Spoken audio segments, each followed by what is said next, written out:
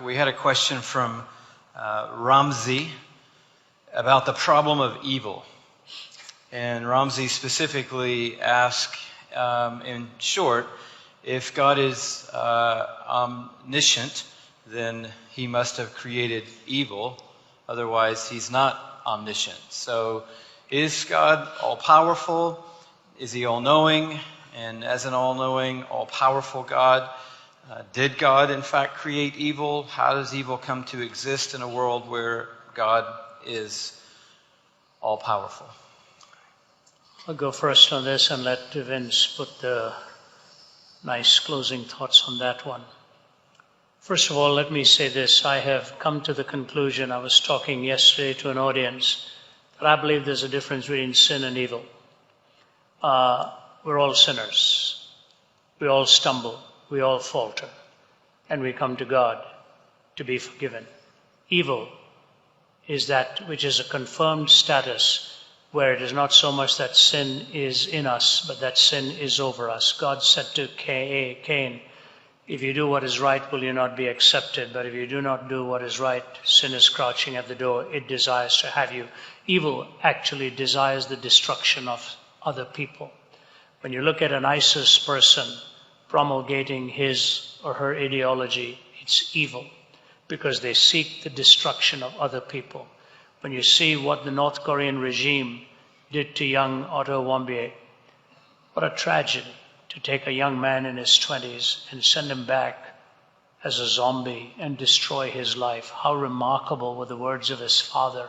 We are glad that we can hold him again and we can have him, albeit in that state of mind. You see, there's such a difference between what love does and what evil does. Evil is a confirmed state of desiring the destruction of other people. Now, to the question. There are four possibilities of this world that could have been reality. God could have not created any world at all, which, according to the question, would have made it better than this one. God could have created a world where there was no such thing as good or evil, an amoral world. God could have created a world where we would only choose good. That's the third possibility. Or God could have created this world where there was a possibility of good and evil. Think about it. This is the only world in which love is possible. This is the only world in which love is possible. And if love is a supreme ethic, and love brings that blending together of acceptance and security. I often tell the story today. I'll have to slip away immediately after the second meeting because it's the birthday of my grandson, Jude. He's about to turn 6, I think. I better get this right or I'm in trouble. When he was 3.5 years old, his mother, Naomi, who looked at me, who's very tiny, looked at him, and she was looking for her car keys around the house and couldn't find it, and she slapped her forehead and said, I must be losing my mind. And little Jude, 3.5, walks up in front of her. He says, Mommy, whatever you do, please don't ever lose your heart because I'm in there. Love is the supreme ethic. That's why songwriters write about it all the time. That's why movies dwell on it all the time. That's why we read books. That's why we hug. That's why we embrace. That's why we love to read 42-page letters.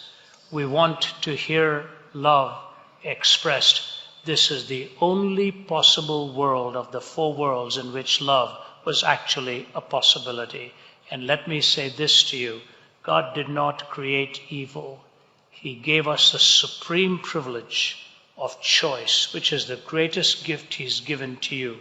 He did not give us the privilege of choosing consequences. He gave us the privilege of making choice for decisions for our life. And then there are entailments for consequences. He gave you the privilege of loving him and reaping the benefit of his love or turning your back upon him. He will never violate the sovereignty of your will because love is a chosen commitment. So rather than us complaining about it, let us thank him for it and show this world what happens when good reigns supreme. And by contrast, evil will be exposed for what it is and love will be shown in all of its splendor. Amazing.